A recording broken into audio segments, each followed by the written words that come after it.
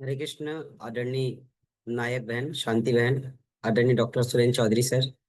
प्रणाम हम दो गुरु मिनट वेट कर लेते हैं, सभी जुड़ जाते हैं, फिर कंटिन्यू करते हैं। है ना। जी। राधे राधे गुरु जी। राधे राधे सभी को। कैसे हैं हमारे आदरणीय डॉक्टर सर? ठीक है।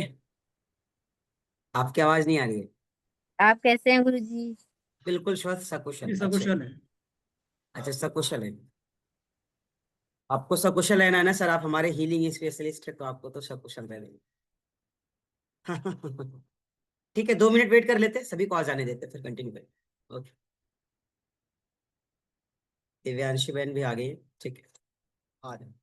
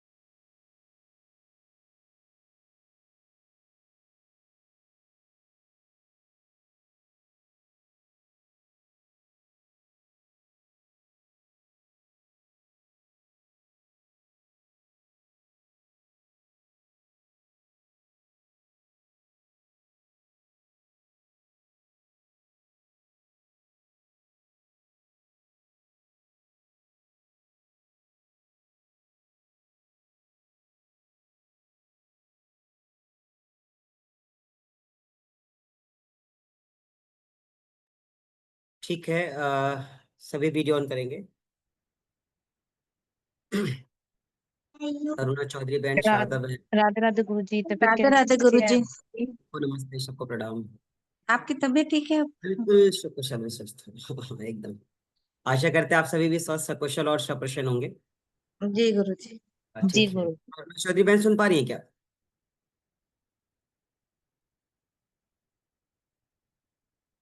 और लोग कहाँ रह गए, ये अपनी गौतमी वगैरह?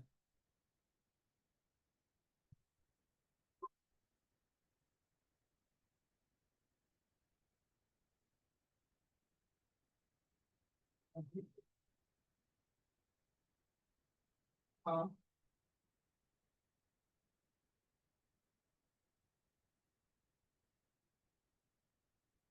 ठीक है।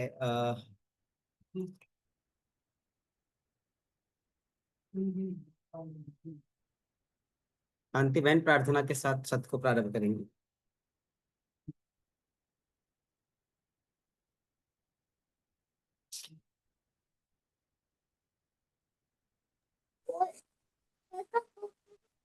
हाँ।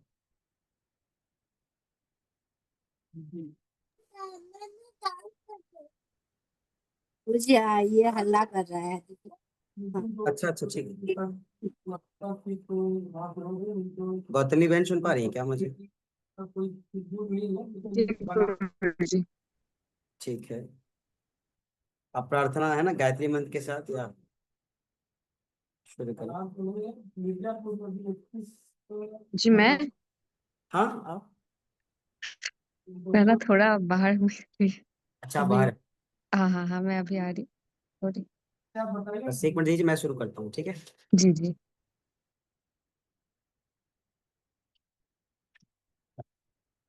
आपका विद्यालय खुलता है।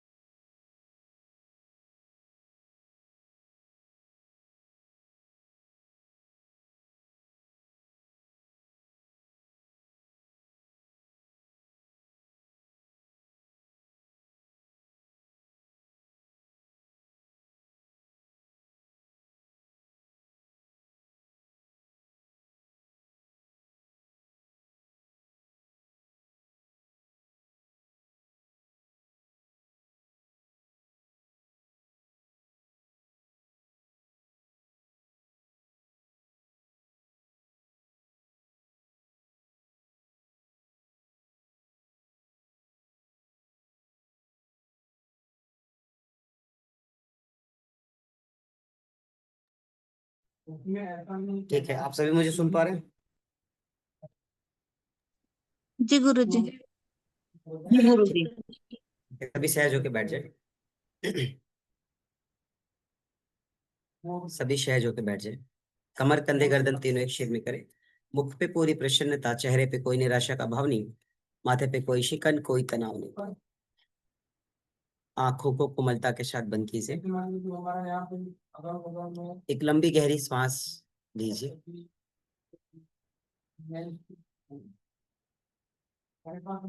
अंतिम स्थिति तक श्वासों को भरने का प्रयास करें। क्षणिक कुंभक की अवस्था में आप स्थित बने रहें। फिर धीरे धीरे आप अपनी श्वासों को बाहर कीजिए। आइए ओमकार के उच्चारण के साथ साथ ओम करेंगे।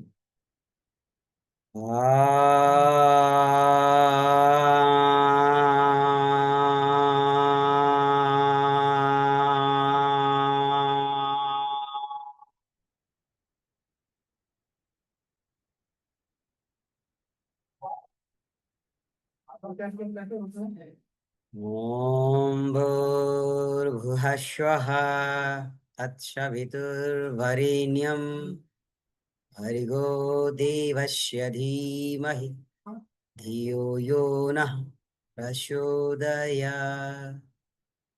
ओम शांति शांति शांति। दोनों हाथों को आपस में इच्छा प्रकट करें। हाथों में घर्षण।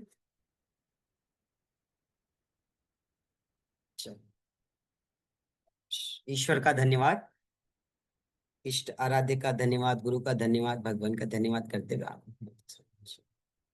बहुत दिनों बाद आप सबसे मिलकर के बहुत अच्छा लग रहा है, बहुत सुंदर लग रहा है। शांति बहन, आदरणीय सुरेंद्र सर, तरुणा बहन, शारदा मैया, नायक बहन, दिव्यांशी बहन, गौतमी बहन और प्रिया बहन, सबका बहुत आभार, बहुत धन्यवाद। आप सभी ने बड़ा सपोर्ट किया। वापस चलेंगे, सत्र को फिर से हम शुरू करेंगे। हम सब कहाँ पे थे, कौन से सूत्र को पढ़ लिए थे? 24वां सूत्र पढ़ लिए थे 24वां। जी। अच्छा, 24वां सूत्र जो था वो क्या था? क्लेश कर्म विपाकः आशय अपरामृष्ट पुरुष विशेष ईश्वरः, जी यही था। क्लियर है कि नहीं आदरणीय चरुणा चौधरी बहन? 24 नंबर का जो सूत्र था, कह क्या रहा है? क्लेश कर्म विपाकः आशय अपरामृष्ट पुरुष विशेष ईश्वरः। जी जी गुरुजी, गुरुजी, यही यही तो। था। अच्छा, यही था। तो बात तो है यही था, लेकिन इसका मतलब क्या हुआ? तरुणा चौधरी बहन तो कक्षा में थी नहीं, शायद हमारे आदरणीय सुरेंद्र सर भी नहीं जुड़ पाए थे ना। कितना सुंदर सूत्र था ये, जिसका अनुवाद हो चुका है, लेकिन हम एक बार फिर से, गौतमी बहन ने इसको हाँ जी अटेंड किया? जी जी ये सूत्र कैसा था, समझ में आया था? जी गुरुजी। इतना सुंदर सूत्र था कि कहते ना, मनुष्य जीवन में बहुत व्यथित है। हम्म। आदरणीय सुरेंद्र सर, जीवन में बहुत परेशानियां है, बहुत जद्दोजहद है, बहुत तरीके की समस्याएं हैं। क्यों? तो यहाँ पे कहा क्या रहा है? कह रहा है क्लेश कर्म विपाक आशय अपरामृष्ट पुरुष विशेष ईश्वर। एक बार थोड़ा पीछे चले जाते हैं शांति बहन। अच्छा है हमारे जो भाई बहन छूट गए उसको भी थोड़ा समझ में आ जाए, उनको भी। तो तरुणा बहन भी है ना, छोड़ देती, आदरणीय सुरेंद्र सर भी छूट गए थे। तो ये सूत्र कहा क्या रहा है? एक एक शब्द में बड़ा भाव छिपा हुआ है। शब्द कितने इस सूत्र में, ध्यान से। क्लेश 1 हो गया, कर्म 2 हो गया, विपाक 3 हो गया, आशय 4 हो गया, अपरामृष्ट 5 हो गया, पुरुष 6 हो गया, विशेष 7 हो गया, और ईश्वर 8 हो गया। यह 8 शब्दों का सुंदर सूत्र है, जहां पर कह ही रहा है कि क्लेश कर्म विपाक आशय अपरामृष्ट पुरुष विशेष ईश्वर। अब इसको थोड़ा शॉर्ट में समझा देंगे, फिर हम आगे चलेंगे, ठीक है? क्यों? क्योंकि आगे के सूत्रों को पढ़ने के लिए पीछे के सूत्रों का अवलोकन करना और उनका अध्ययन करना बहुत जरूरी होता है। जब यहाँ पे क्लेश कर्म विपाक की बात कही गई, तो यहाँ पे ये बताया गया कि क्लेश 1, कर्म 2, विपाक का मतलब आशय की बात कर रहे 3। क्लेश किसके कारण से? सबको पता है, पंच क्लेश, अविद्या, अस्मिता, राग, द्वेष, अभिनिवेश। ये कितने क्लेश है? 5। फिर बात किसकी कर रहा है? कर्म की। कर्म क्या है? दो कर्म, एक हो गया सकाम कर्म, दूसरा हो गया निष्काम कर्म। तो आपको पता था, उसमें बताया गया था कि यहाँ पे केवल हम सकाम और निष्काम कर्म को जानते हैं, लेकिन दर्शन क्या कह रहा है यहाँ पे?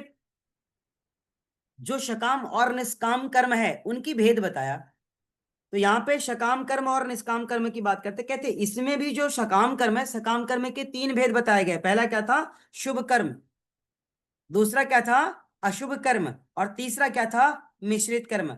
हर मनुष्य जीवन में कोई ना कोई कर्म कर रहा है। आदरणीय तरुणा बहन, अच्छा कर्म कर रहा है या बुरा कर्म कर रहा है या मिक्स कर रहा है, अच्छा बुरा दोनों कर रहा है। तो यहाँ पे सकाम कर्म के तीन भेद बताए गए। अब आप समझिए ध्यान से, कह रहा है कि क्लेश कर्म विपाकः आशय अपरामृष्ट पुरुष विशेष ईश्वर, अर्थात यह जो सूत्र है ना, यह कहते हैं क्लेश एक, कर्म दो, आशय तीन, इन तीनों अवस्थाओं से रहित स्थिति और अवस्थाओं की बात कर रहा है। ईश्वर के स्वरूप की बात कर रहा है। कह रहा है पुरुष विशेष ईश्वर। ईश्वर कौन है? पुरुष विशेष ईश्वर। अर्थात किस ईश्वर को ढूंढने जा रहे हैं आप? किस ईश्वर को खोज रहे हैं आप? किस ईश्वर को आप पूजा कर रहे हैं? किस ईश्वर को आप भगवान के रूप में देख रहे हैं? पुरुष विशेष ईश्वर। यहाँ पे ईश्वर के स्वरूप को परिभाषित किया गया है। ईश्वर कहाँ है? आप ही के तो भीतर है। ईश्वर कहाँ है? दिव्यांशी बहन के तो भीतर है, आप सबके तो भीतर है, गौतमी बहन के भीतर, शारदा बहन के भीतर, सुरेंद्र सर के भीतर, सबके भीतर ही तो ईश्वर ही है ना। कह रहा है पुरुष विशेष ईश्वर, अर्थात ईश्वर तो साक्षात आपके भीतर है ही, वो विद्यमान है। लेकिन यहाँ पे हम क्लेश के कारण व्यथित हैं। क्लेश कर्म विपाक है। क्लेश कौन कौन से? पंच क्लेश की बात कर रहा है। अविद्या, अस्मिता, राग, द्वेष और अभिनिवेश। और कहते हैं समस्त दुखों का कारण क्या है? क्लेश। क्लेश आता किसकी वजह से है? अज्ञानता से। अविद्या के कारण क्लेश होता है। अविद्या के कारण क्लेश है कि नहीं? अगर आप सोचे कि आप बहुत व्यथित हैं, तो ये आपकी अविद्या है या विद्या है? अब आप जरा यही विचार कीजिए ना कि कौन व्यथित नहीं है। आप एक बार विचार करिए कि कौन व्यथित नहीं है। जिसके पास है वो भी व्यथित है, जिसके पास नहीं है वो भी व्यथित है, जिसके पास है और जाने वाला है वो भी व्यथित है, जिसके पास नहीं है और आने वाला है वो भी व्यथित है कि जल्दी आ जाए, जल्दी आ जाए, जल्दी आ जाए। अर्थात कौन ऐसा जीवात्मा जो व्यथित नहीं है? कौन ऐसा मनुष्य जिसको क्लेश नहीं है? हर मनुष्य को थोड़ा ना थोड़ा, कहीं ना कहीं, किसी न किसी रूप में क्लेश है, और वो उसे महसूस कर रहा है, उसे फील कर रहा है, उसे स्वीकार कर रहा है। क्यों? अविद्या के कारण। अविद्या के कारण उसका व्यवहार, उसका भाव, उसका स्वभाव, उसका आचरण, उसकी वाणी, सब कुछ परिवर्तित हो रही है। अविद्या के कारण ही वो सुख में भी दुख को देख ले रहा है। अविद्या के कारण ही वो अच्छे में भी बुरे को देख रहा है। लेकिन वही अविद्या जब विद्या के स्वरूप में परिवर्तित हो जाती है, तो दुखों में भी समाधान दिखाई देता है। अच्छा ये बताइए, आपकी समस्या का समाधान कहाँ है? आप बताओ, आपकी समस्या का समाधान कहाँ है? आपके पास है। मेरी समस्या का समाधान कहाँ था? मेरे पास था। मैं चाहता तो मैं अपनी समस्या का समाधान कर सकता था, लेकिन मैंने नहीं चाहा। आपकी भी समस्या का समाधान कहाँ है? आपके पास है। आदरणीय सुरेश सर, मैंने आपको रिकॉल किया कि सर आप आइए, तो आपकी समस्या का समाधान कहाँ है? आपके पास है। आपकी व्यथता का समाधान कहाँ है? आपके पास है। तो ये जो क्लेशों की संख्या बताई गई, पंच क्लेश, अविद्या, अस्मिता, राग, द्वेष, अभिनिवेश, अगर सीक्वेंस वाइज देख रहे हैं तो अविद्या, अस्मिता, राग, द्वेष, अभिनिवेश, ये योग दर्शन कह रहा है। तो ये जो अविद्या है, इस अविद्या के कारण, ये जो अस्मिता है, अस्मिता के कारण, ये जो राग है, राग के कारण, यह जो द्वेष है, द्वेष के कारण, और यह जो अभिनिवेश है, इस अभिनिवेश के कारण ही साधक के जीवन में क्या है? क्लेश है। और अगर ये अविद्या, ये पंच क्लेश का एक भी डायमेंशन, एक भी पैरामीटर आपके जीवन से कम नहीं हुआ या गया नहीं, आप ईश्वर के सम्मुख भी बैठ जाएंगे ना, बड़े दुखी रहेंगे। हे ईश्वर, आप तो मेरे सामने हो, मेरा महल बना दो। व्यथित हो। क्यों? तरुणा बहन, तरुणा बहन को गोल्ड मेडल नहीं मिला, मिलने वाला था, अचानक ब्रॉन्ज मिल गया, सिल्वर मिल गया इसको।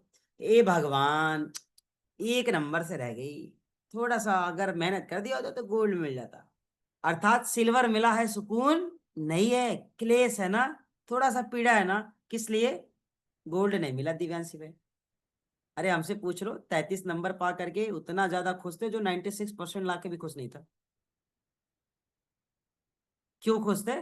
भगवान ने मुझे फेल के टैग लगने से बचा लिया, इसलिए भगवान का धन्यवाद किया मैंने। भगवान ने मुझे मेरे दोस्तों से, मुझे मेरे फ्रेंड से बिछड़ने से बचा लिया, इसलिए भगवान का धन्यवाद किया। उसमें हमको दुख हो सकता था आदरणीय सुरेंद्र सर, उसमें हमको पीड़ा हो सकती थी, हमें भी क्लेश हो सकता था, कष्ट हो सकता था। अगर होता तो वो क्या थी हमारी? अविद्या। वही तो विद्या थी, लेकिन नहीं हुआ। क्यों? क्योंकि पता है ईश्वर ने जो दिया मुझे मेरी औकात से ज्यादा दिया है। हम तो इतना ही मांगे थे ना, तो ज्यादा क्यों मिलेगा?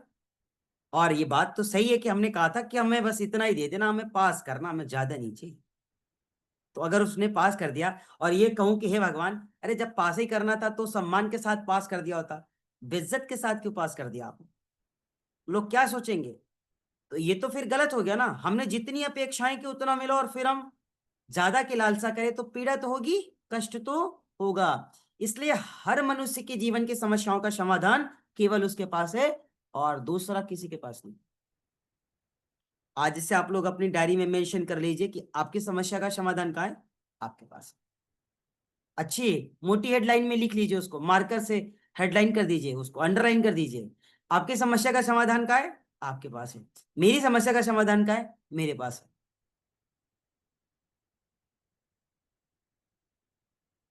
आगे चलते हैं। तो यहाँ पे साधक को जो ईश्वर के स्वरूप के विषय में बताया गया, ईश्वर का स्वरूप कैसा है?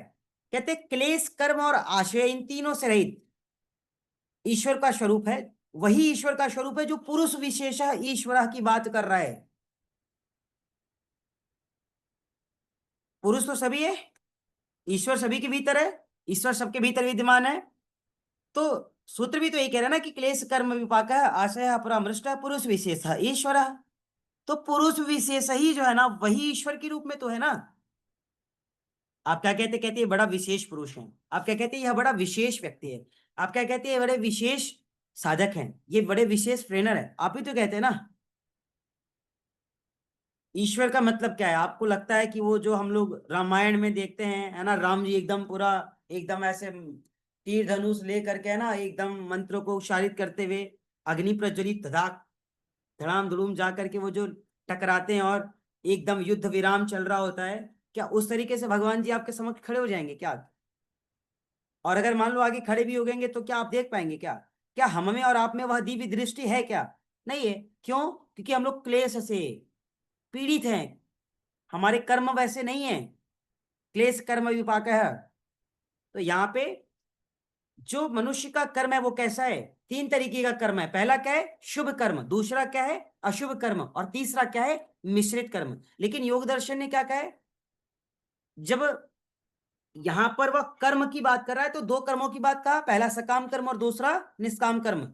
लेकिन यहाँ पे जिस तरीके से भेद आप यमा पढ़ते हैं, हम यम के हम भेद पढ़ते हैं, इसी तरीके से योग दर्शन में आपको कर्म के भी भेद बताए गए हैं।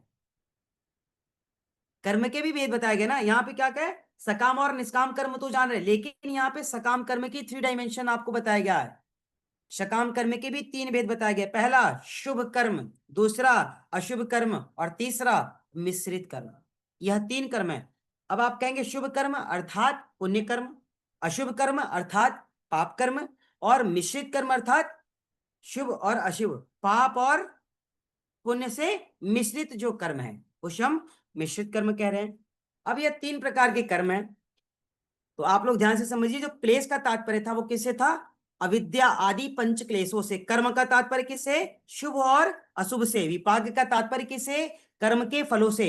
आशय का तात्पर्य किससे? भोगों के संस्कारों से। नंबर 4 आशय की बात कर रहा है ना। सूत्र क्या कह रहा है? कह रहा है क्लेश कर्म विपाक आशय अपरामृष्ट पुरुष विशेष ईश्वर। तो यहाँ पे चौथा विषय क्या आ गया आपका? आशय। आशय किसके? भोगों के संस्कारों से। लेकिन हम बात कर रहे हैं नेक्स्ट की अपरामृष्ट, जो कर्म के रहित से, सकर्म से संबंध रहित है। अपरामृष्ट, फिर हम बात करें पुरुष विशेष। पुरुष विशेष का मतलब जो पुरुषों में विशिष्ट चेतना वाला है ना, उच्च चेतना वाला है, श्रेष्ठ चेतना वाला है। पुरुष विशेष ईश्वर, वह साक्षात ईश्वर के रूप में है, वही ईश्वर है, उसी के भीतर ईश्वर विद्यमान है। तो आपको यह समझना है। अब इस सूत्र में क्या कह दिया गया, पंचक्लेश की बात का, जहां पे अविद्या अस्मिता राग द्वेष अभिनिवेश की बात कही जा रही है, पहला। फिर कर्म की बात कह दिया, सकाम और निष्काम कर्म, लेकिन सकाम और निष्काम कर्म को भी डिफाइन किया गया, जहां पे सकाम कर्म की 3 भेद बताए गए आपको, पाप कर्म, पुण्य कर्म और मिश्रित कर्म, जिसे शुभ अशुभ और मिश्रित के नाम से हम आप जान रहे हैं। तो कहते हैं जो भी जीवात्मा है ना, जो भी जीव है इस धरा पे, वह इन तीनों में से किसी न किसी कर्म में तो लिप्त है ना। कोई भी जीवात्मा, नर हो, नारायण हो, मानव हो, पशु हो, पक्षी हो, कुछ न कुछ जो भी जीव है यहाँ पे इस धरती पे, जो जीव के रूप में है, वो इन तीनों कर्मों में से किसी कर्मों में तो है ना। कोई न कोई कर्म तो कर रहा है ना। पाप कर्म कर रहा है, पुण्य कर्म कर रहा है, या पाप पुण्य दोनों कर रहा है, अर्थात मिश्रित कर्म कर रहा है, तो फल भी उसको उसी के अनुसार मिलेगा ना। हम क्या कहते हैं कि हमारे जीवन में बड़ा दुख है, ये हमारे हो सकता है पूर्व जन्म के कुछ अशुभ संस्कार जो हैं अभी शेष रह गए, उसके कारण हमें अभी इस तरीके की कष्ट और पीड़ाओं को उठाना पड़ रहा हो। और हम कहते हैं सर हम बड़ी साधना कर रहे हैं, हम बड़ी तपस्या कर रहे हैं, हम बहुत स्ट्रगल कर रहे हैं, हमारे जीवन में संतुलन नहीं आ रहा है। वो तब तक नहीं आएगा जब तक कि आपके पूर्व जन्म के अशुभ संस्कार नष्ट नहीं हो जाते, तब तक आपके जीवन में परिवर्तन नहीं आएगा। आपको नित्य और निरंतर लगातार चरय वेती वो चीजें करती रहनी पड़ेगी, और तब तक करती रहनी पड़ेगी जब तक कि आपके पूर्व जन्म के अशुभ संस्कार नष्ट नहीं हो जाते, है ना। जब तक हमारे पूर्व जन्म के अशुभ संस्कार नष्ट नहीं हो जाते। नेक्स्ट आता है विपाक रहित की बात कर रहा है। सूत्र का अगला लाइन क्या कह रहा है, क्लेश कर्म विपाक है। विपाक रहित की जब बात कर रहा है, कहते हैं विपाक मतलब, विपाक यहाँ पे कर्मों के फल को कहा गया है। कहते कर्मों का फल, जो पाप कर्म है, जो पाप कर्म का भागी है, जो पाप कर्म करता है वह दुख को भोगता है, साधारण सी बात है। जो पुण्य कर्म करता है वो सुख को भोगता है, और जो मिश्रित कर्म करता है वो सुख और दुख को दोनों भोगता है। लेकिन पुण्य कर्म करने वाला भी दुख को भोगता है, ऐसा भी तो इस धरा पे। क्या बहुत पुण्य का कार्य कर रहे हैं, बहुत माला कर रहे हैं, बहुत सत्संग कर रहे हैं, बहुत भजन कर रहे हैं, बहुत सेवा कर रहे हैं, लेकिन आप फिर भी दुख को भोग रहे हैं, क्यों? पूर्व जन्म के कुछ अशुभ संस्कार शेष रह गए हैं। और जब तक पूर्व जन्म के अशुभ संस्कार आपके कट नहीं जाएंगे, कम नहीं हो जाएंगे, साधना के द्वारा वो खत्म नहीं हो जाएंगे, तब तक जीवन में दुख, क्लेश, कष्ट, परेशानी लगा रहेगा। और यहां पे आपको व्यथित नहीं रहना है। कह रहे ना अविद्या आदि क्लेश से बचना है। यहां पे क्या करना आपको, अविद्या से विद्या की तरफ चलना है, ज्ञान की तरफ चलना है। क्यों? समस्त दुखों का कारण क्या है? अज्ञानता। अज्ञानता आती कहां से है? अविद्या से। आगे चलते आशय रहित की बात करते हैं। जब आशय की बात कही जाए, कोई भी मनुष्य अपने कर्मों का फल यहां पे भोग रहा है, और ये वही भोग रहा है जो उसने किया है। उसको कुछ भी गलत नहीं मिल रहा है, उसके जीवन में कुछ भी बुरा नहीं है। उसके जीवन में अगर स्ट्रगल है तो कोई उसमें दो राय नहीं कि ये स्ट्रगल का कुछ ऐसा इसके पूर्व जन्म का संस्कार है, अशुभ संस्कार है ना। उसी के फलस्वरूप वह यहाँ पे जीवन व्यतीत करता है। तो इसलिए कभी भी मनुष्य को अपने कर्मों को करते हुए आशा और अपेक्षा नहीं रखनी है कि हम अच्छे कर्म कर रहे हैं और हमें अच्छे परिणाम क्यों नहीं मिल रहे हैं। कभी कभी बहुत अच्छा करने पर भी अच्छे परिणाम नहीं मिलते। लेकिन आप इसी देश में, इसी समाज में रहते हैं, आप देख लीजिए कि बहुत से ऐसे समाज में लोग हैं जो गलत कर रहे हैं, है ना, बहुत गलत कर रहे हैं, लेकिन बहुत सुकून से हैं। उनके पास आलीशान बंगला है, गाड़ी है, मोटर है, कार है, नौकर चाकर है, पद प्रतिष्ठा है, उनकी भाषा चाहे भले अमर्यादित हो। तो आप कहेंगे सर ये इतना गलत कर रहे हैं फिर भी सुखी कैसे हैं? इसलिए कि इनके पूर्व जन्मों का शुभ संस्कार ज्यादा है। वो शुभ संस्कार को भोग रहे हैं ना अभी। वो जब धीरे धीरे धीरे धीरे उनकी झोली खाली हो जाएगी, तब उनकी भी स्थिति पहले जैसी हो जाएगी या बिल्कुल खराब हो जाएगी। क्योंकि वो बुरा भी करके अच्छे से रह रहा है, और आप और हम क्या है, बहुत अच्छा कर रहे हैं, लेकिन बहुत स्ट्रगल के बाद भी अच्छी लाइफ नहीं मिल रही है। क्यों? क्योंकि पूर्व जन्म के कुछ अशुभ संस्कार शेष रह गए हैं। और इस जन्म में उसको कैसे कम करना है? अच्छे कर्म करके, सत्कर्म करके, नेक मार्ग पर, गुरु मार्ग पर, राष्ट्र मार्ग पर चलते हुए, पुरुषार्थ करते हुए, परम पुरुषार्थ करते हुए, चरैवेति नित निरंतर सतत अभ्यास रहते हुए आप उसे कम कर सकते हैं। पढ़ा है ना योग दर्शन में, अभ्यास वैराग्याभ्याम। तो यहाँ पे अभ्यास केवल आसन का प्राणायाम का तो बताया नहीं गया था। जो भी आप कार्य कर रहे हैं उसमें सतत आप नित रहिए, लगे रहिए। आगे चलते हैं। आशय रहित। जब साधक, जब जीवात्मा इन पंच क्लेशों से, अपनी साधना की अभ्यास से, अपनी ज्ञान के, अपनी विवेक की उस परम अवस्था से जब गुजरता है, जब पास होकर के आगे बढ़ता है, जब उसके भीतर ज्ञान का प्रकाश होता है, जब उसके भीतर की अविद्या कम होने लगती है, तब धीरे धीरे उसके जीवन से समस्त दुखों का नाश होने लगता है। क्यों? समस्त दुखों का कारण क्या है? अविद्या। समस्त दुखों का कारण क्या है? अज्ञानता। जो व्यक्ति अज्ञानता के सागर में गोता लगाएगा वो कभी भी सुखी नहीं रह पाएगा। क्लियर? बात समझ में आई? अच्छा, तो आप लोग नहीं थे इसलिए थोड़ा सा हमने सूक्ष्म रूप से इसे डिफाइन कर दिया। 24 हो गया, 25 चलना है। तत्र निर्तिशयम सर्वज्ञ बीजम, 25 नंबर का सूत्र कह रहा है आपका। 24 समझ में आ गया किसी को? Any question? Doctor Surendra sir, Divyanshi बहन, तरुणा चौधरी बहन, आप सब में से कोई एक? जी गुरुजी। आ गया। अच्छा, क्लियर है? जी। ठीक है, नेक्स्ट चलते हैं। 25 नंबर कहा क्या रहा है? कह रहा है तत्र निर्तिशयम सर्वज्ञ बीजम। अब बात यहाँ पे तत्र की करें। तत्र का तात्पर्य किससे? उस ईश्वर से। इसके पूर्व के सूत्र में ईश्वर से ही तो लिया गया ना, पुरुष विशेष ईश्वर। और हमने बताया है कि योग दर्शन का कोई भी सूत्र अगर आप पढ़ रहे हैं तो उसके पूर्व के सूत्रों का अवलोकन जरूरी है, क्योंकि हर सूत्र एक से कनेक्ट है, एक दूसरे से कनेक्ट है। दो पढ़ना है तो एक को जानना होगा, दो पढ़ना है तो एक को जानना पड़ेगा, चार पढ़ना है तो तीन को जानना पड़ेगा, पांच पढ़ना है तो चार को जानना पड़ेगा। ये बहुत जरूरी है। तो 24 में हमने देखा पुरुष विशेष ईश्वर की बात कर रहा था, वहां पे पुरुष विशेष ईश्वर की बात कर रहा था सूत्र।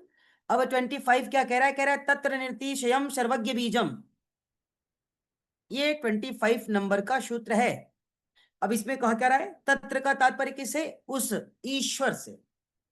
तत्र मीन्स उस ईश्वर से। उस ईश्वर मीन्स किससे? आपके भीतर जो ईश्वर है, आपके शरीर में जो शक्तिमान रूपी, साधन रूपी, संसाधन रूपी, शोल रूपी जो भी चीज है जिसको आप ईश्वर के रूप में मानते हैं, जो भी आप समझ लीजिए। क्यों? क्योंकि आप जिसे मानेंगे वही पक्का है। आप जिसे नहीं मानेंगे, भगवान को बैठा दिया जाए, आप कहेंगे अरे हम मानते ही नहीं है भगवान जी, हमारे भगवान तुम्हारे मंदिर में बैठे हुए हैं। तो आपका आत्मा, आपका शोल, आपका रियल शोल जिसे परमिशन दे, तत्र मतलब उस ईश्वर से, उस ईश्वर में सर्वज्ञ बीजम, सर्वज्ञता का कारण, अर्थात सर्वज्ञता का कारण क्या है? ज्ञान। सर्वज्ञता का कारण क्या है तरुणा बहन? ज्ञान है। आप गोल्ड लाइए, ब्रॉन्ज लाइए, सिल्वर लाइए, दुनिया भर का कुछ भी मेडल लाइए, लेकिन जब तक आप ज्ञान को नहीं जानेंगे तब तक आप सर्वज्ञता को नहीं जानेंगे। और सर्वज्ञ को जानना है तो पहले सेल्फ को जानना पड़ेगा ना, स्वयं को जानना पड़ेगा। हम सब केवल कहते हैं ना आत्मा का परमात्मा से मिलन ही हो गया, लेकिन आत्मा की बात करने से पहले आत्मा की बात करिए, मीन सेल्फ की बात करिए, खुद की बात करिए, स्वयं की बात करिए। जब तक आप सेल्फ को नहीं जानेंगे, खुद को नहीं जानेंगे, स्वयं को नहीं जानेंगे, हम किसी आत्मा और परमात्मा की तरफ जाएंगे ही नहीं। तो यहाँ पे क्या कह रहा है? कह रहा है तत्र निर्तिशयम सर्वज्ञ बीजम। तत्र का तात्पर्य किससे था? पूर्व के सूत्र में जाइए। पुरुष विशेष ईश्वर, अर्थात उस ईश्वर से है। बात कर रहा है सर्वज्ञ बीजम। तो यहाँ पे सर्वज्ञ बीजम का कारण है सर्वज्ञता से। सर्वज्ञ बीजम का तात्पर्य किससे? सर्वज्ञता से। और सर्वज्ञता आएगी कहां से? ज्ञान से। अविद्या आदि जब क्लेश कर्म जब दूर हो जाएंगे, अविद्या अज्ञानता जब दूर हो जाएगी, कष्ट जब आपका सामान्य हो जाएगा, संतुलन की अवस्था में आएगा, तब आपकी चित्त और चेतनाएं काम करेंगी ना। तब तो आपके पास जो प्राप्त है उसे पर्याप्त है कि भाव से स्वीकार कर पाएंगे ना, कि जो प्राप्त है वह पर्याप्त है। अगर आपके पास ज्ञान ही नहीं, बहुत ढेर सारा आपके पास हो, फिर भी आपको शुकुन रहेगा? नहीं रहेगा। तो यहाँ पे सर्वज्ञ बीजम का भाव किससे है? सर्वज्ञता के कारण से। और सर्वज्ञता आती कहां से? ज्ञान से आती। अगर आपके पास ज्ञान है तो आप संतोष कर लेंगे। बुद्धिमान है ना, कहते ना संतोषम परम सुखम। अगर आप बुद्धिमान है तो संतोष करेंगे, थोड़ा ज्यादा हो या कम हो। नेक्स्ट, निर्तिशयम, सबसे ऊंचा, सबसे श्रेष्ठ, सर्वोच्च। निर्तिशयम की बात कर रहे हैं, तत्र निर्तिशयम सर्वज्ञ बीजम। निर्तिशयम का तात्पर्य किससे है? सबसे ऊंचा से, सबसे श्रेष्ठ से या सर्वोच्च से। अर्थात यह सूत्र क्या कह रहा है? कह रहा है कि उस ईश्वर में सब कुछ है। उस ईश्वर में, किस ईश्वर में? पुरुष विशेष। फिर से ध्यान से समझिएगा, ईश्वर को ढूंढने मंदिर मस्जिद गिरजाघर जाने के लिए दर्शन नहीं कह रहा है। उस ईश्वर में पुरुष विशेष ईश्वर, इसके पूर्व का सूत्र था ना, पुरुष विशेष ईश्वर, क्लेश कर्म विपाक है अपरा अमृष्ट पुरुष विशेष ईश्वर, इसके पूर्व का सूत्र में। तो जो पुरुष विशेष ईश्वर की बात कर रहा है, हम उसी ईश्वर की बात कर रहे हैं यहाँ पे। तत्र का तात्पर्य उस ईश्वर से। वह ईश्वर कौन है? आप है। वो ईश्वर किसके भीतर है? आपके भीतर है। उस ईश्वर की अनुभूति कौन कर रहा है? आप कर रहे हैं। उसी ईश्वर की बात कर रहा है। कहते हैं उस ईश्वर में सब कुछ विद्यमान है। उस ईश्वर के पास सब कुछ, सारा ज्ञान है। बस उसे जानना है, उसे वास्तविकताओं को स्वीकार करना है, उसे अपनी उस सर्वोच्च अवस्था को, अपनी उस श्रेष्ठ अवस्था को, अपनी उस उच्च अवस्था को स्वीकारना है। उसको ये फील कराइए अपनी रियल सोल को कि सच में आप बहुत स्पेशल हैं, आप बहुत स्पेशलिस्ट हैं। आपके भीतर अपार शक्ति का सामर्थ्य छिपा हुआ है। आप अद्भुत प्रतिभा के धनी हैं।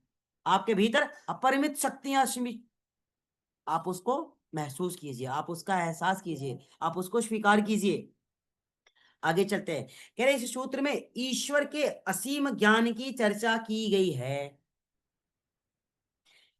तो ईश्वर के असीम ज्ञान की अनुभूति कौन करेगा? साधक करेगा, अभ्यासी करेगा, योगी करेगा। ईश्वर के असीम ज्ञान की अनुभूति कौन करेगा? साधक करेगा। और साधक होता कैसा है? कहते साधक बड़ा सहज होता है, साधक सरल होता है, साधक धीर होता है, साधक गंभीर होता है, साधक विनम्र होता है। जब उसके भीतर धीरता होगी, जब उसके भीतर गंभीरता होगी, जब उसके भीतर विनम्रता होगी, जब उसके भीतर सरलता होगी, सहजता होगी, तभी तो वह ईश्वर की भाव को अनुभूति कर पाएगा ना। तो साधक के गुण जिसके भीतर विद्यमान है वही उस ईश्वर की अनुभूति कर पाएगा। अन्यथा आप मतलब किसी के सामने ईश्वर को बैठा भी देंगे ना, तो भी उसको ईश्वर का स्वीकार्यता नहीं होगा, वो ईश्वर को स्वीकार ही नहीं करेगा। तो यहाँ पे कह रहे हैं इस सूत्र में ईश्वर के असीमित ज्ञान की चर्चा की गई है।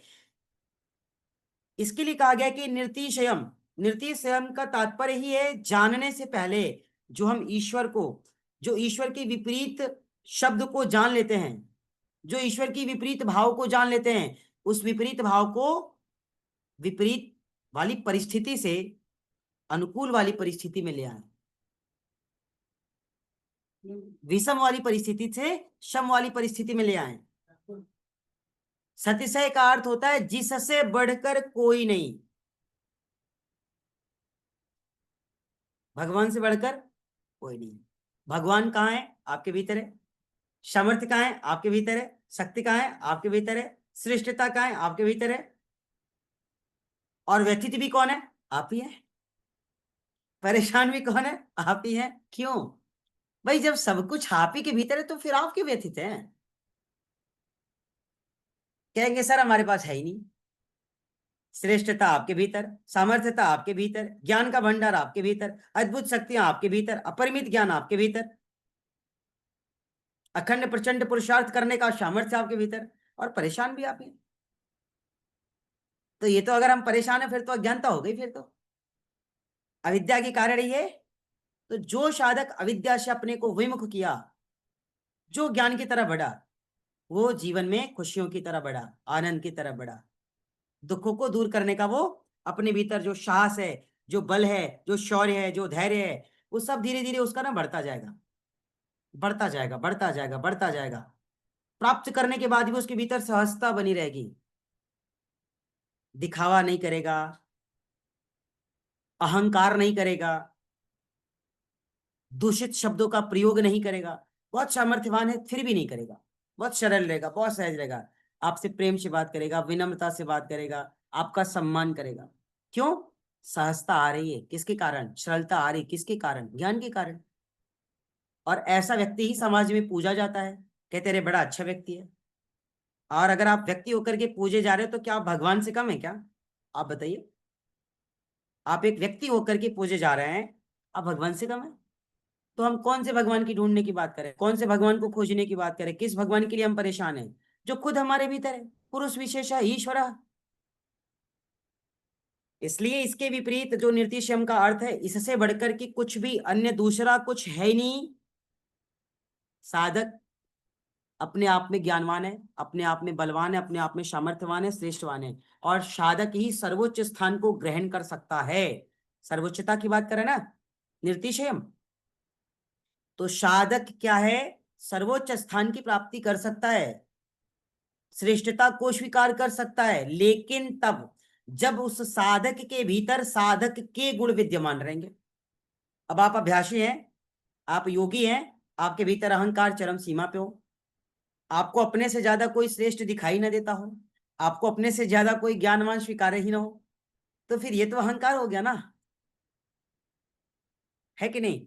और आप सब ये भी कहते हैं कि तुलसी इस संसार में भांति भांति के लोग।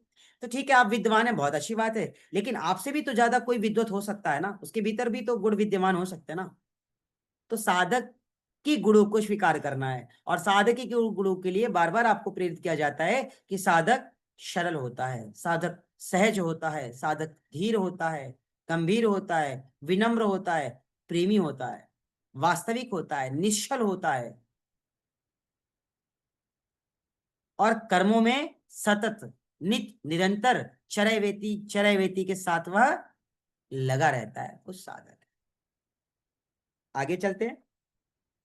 और आप सबको पता है कि ज्ञान तो सभी के भीतर है ना? ज्ञान तो सबके भीतर है, कोई यहाँ पे अज्ञानी है नहीं। महाज्ञानी बहुत ढेर सारे मिलेंगे आपको, हैं? कोई अज्ञानी है? आप बताइए, किसी को अज्ञानता स्वीकार है? नहीं, लेकिन ज्ञानी है। जो सच में ज्ञानी है वो ध्यानी भी है, वो सहज भी है, लेकिन जो ज्यादा महाज्ञानी है वो परेशान भी है। तो हमें साधक के गुणों का परिचय देना है। सर्वज्ञ अर्थात सब कुछ जानने वाला, सर्वोच्च ज्ञान को जानने वाला, सर्वोच्च स्थान की अनुभूति करने वाला, सर्वोच्च स्थान को प्राप्त करने वाला। इसलिए यहाँ पे ईश्वर को निर्तिशयम कहा गया है, क्योंकि जिस प्रकार ईश्वर ज्ञान की पराकाष्ठा में है, वैसे ही धर्म की पराकाष्ठा में, वैराग्य की पराकाष्ठा में, यश की पराकाष्ठा में, ऐश्वर्य की पराकाष्ठा में भी ईश्वर का ही रूप है। इसलिए आप अपनी अहंकार को शून्य बना करके रखें। बात समझ में आ रही है? आनंद आ रहा है? Yes no? जी हाँ, गुरुजी। जी गुरु जी गुरुजी। ठीक है। तो ये 25 नंबर का सूत्र हो गया, और 26 नंबर सूत्र है। आगे चलते हैं, आपको बता देते हैं। आज हमने 2 सूत्र कवर कर लिए, यही सोच रहे ना आप कि एक की जगह आज 2 हो गए कवर। कुछ सूत्र छोटे भी है ना, तो जाएंगे।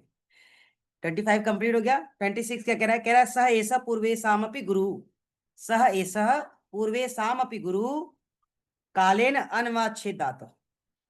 इस सूत्र का हम लोग जो अर्थ है वो नेक्स्ट कक्षा में पढ़ेंगे।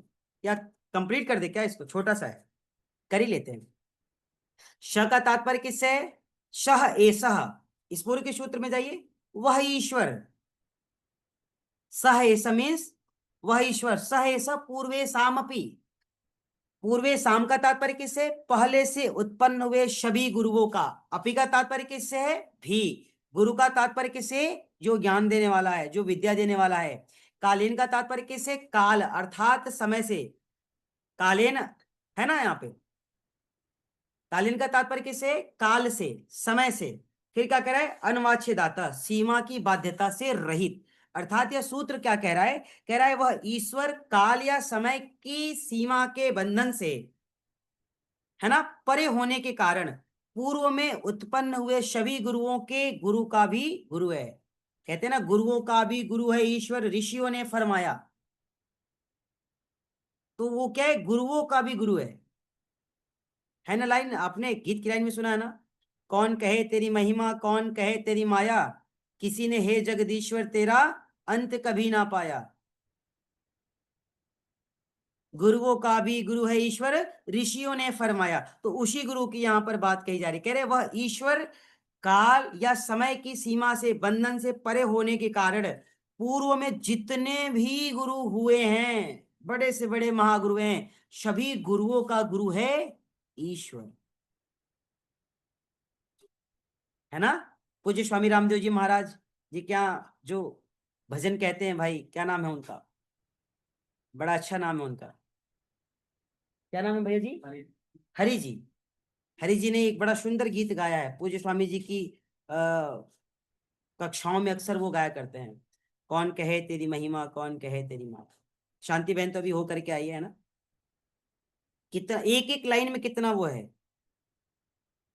कौन कहे तेरी महिमा, कौन कहे तेरी माया, कौन कहे तेरी महिमा, कौन कहे तेरी माया, किसी ने है जगदीश्वर तेरा अंत कहीं ना पाया, कौन कहे तेरी महिमा, कौन कहे तेरी माया। अर्थात उसकी महिमा और उसकी माया जितनी भी कही जाए कम ही है। कौन कह सकता है? जो अणु से भी सूक्ष्म है ना, और आकाश से भी बड़ा है, उसकी महिमा का गुणगान कितना भी करे आप, शायद हमारे शब्द कम पड़ जाएंगे। तो यहाँ पे कहते वह ईश्वर काल की सीमा से, बंधन की सीमा से परे होने के कारण पूर्व में जितने भी गुरु उत्पन्न हुए, जितने भी गुरु और महागुरु रहे, सभी का वह गुरु है ईश्वर। इसलिए इस सूत्र में ईश्वर को काल की सीमा से परे बताया गया है, ईश्वर को बंधन की सीमा से परे बताया गया है। क्यों? क्योंकि ईश्वर जो है वो अंधकार से प्रकाश की तरफ ले जाते हैं। गुरुओं का भी गुरु क्या है? गुरु हमें अज्ञानता से ज्ञान की तरफ ले जा रहा है ना। गुरु ही तो है जो हमें अंधकार से प्रकाश की तरफ ले जा रहा है। तो यहाँ पे चाहे पूर्व में, वर्तमान में, भविष्य होने वाले जितने भी गुरु हैं, उन सभी गुरुओं का गुरु जो है वो कौन है? ईश्वर है। और एक समय के बाद जब साधक को इस भव सागर से, इस संसार से जाना है, यह जानते हुए भी, सत्यता को जानते हुए भी वह ईश्वर से विमुख होता है, तो सच में परेशान वही होता है जो गुरुओं का अपमान करता है, गुरुओं को स्वीकार नहीं करता। कहते हैं एआई का जमाना आ गया है। अब फिर जब एआई का जमाना आ गया तो फिर गुरु और टीचर क्या करेंगे? फिर शिक्षक क्या करेंगे? अभी आपने सुना, अभी न्यूज़पेपर में आया था, अब रोबोट बच्चे पैदा करेगा। हम कह रहे रोबोट बच्चा पैदा कर सकता है, वो फीलिंग कहाँ से आएगी जो एक माँ की फीलिंग होती है, जो माँ अपने बेटे को स्तनपान कराती है, वो अनुभव रोबोट करेगा? वो बच्चे को अनुभूति होगी? नहीं होगी। तो दुनिया और विज्ञान आगे जा रही, उसका सम्मान करना चाहिए। लेकिन जो कुछ चीजें जैसे ईश्वर की अनुभूति, साधना की अनुभूति, साधक का अभ्यास, वो तो बिल्कुल अद्भुत है, उसके लिए कल्पना ही कर सकते हैं। लेकिन जब आप उसमें रत होंगे, लगेंगे, सतत अभ्यास करेंगे, तो उसको महसूस भी करेंगे।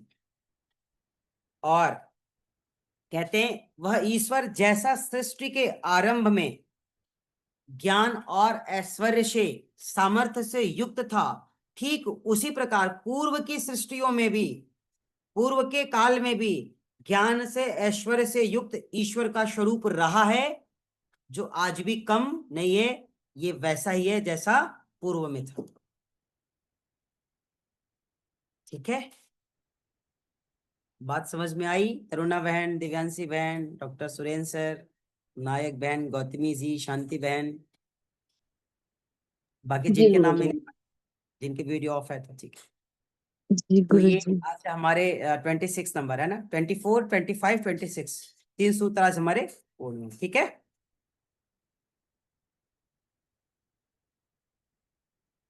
तो आज की सत्र के लिए इतना ही हम सब। अच्छा, दिव्यांशी बहन कह रही नहीं गुरुजी। आप लोगों को तो पता है ना, दिव्यांशी हाँ कहती है तो हम ना के है ना द्वारा बताते हैं, ना कहते तो हाँ के द्वारा। गौतमी जी तो हंस रही हैं, है ना? ठीक है, तो आज के सत्र को हम यही विराम देंगे और नेक्स्ट डे 27 नंबर का जो सूत्र है, 27 से फिर हम आगे चलेंगे, है ना। 24, 25, 26 आज हो गए, फिर कल के लिए हम देखेंगे। और अर्ली मॉर्निंग की जो 5 बजे की कक्षाएं हैं, सुबह की 5 बजे वाली कक्षा जो अपने निर्धारित समय से रहेगी, है ना। तो हम सभी सुबह 5 बजे अपनी निर्धारित समयानुसार जुड़ेंगे। तो सभी के भीतर विद्यमान उस परम सत्ता को हमारा सहृदय प्रणाम। सबको ओम शांति। हम गुरुजी राधे राधे। शुभ गुरुजी। राधे राधे गुरुजी। राधे राधे, सबको नमस्ते, प्रणाम।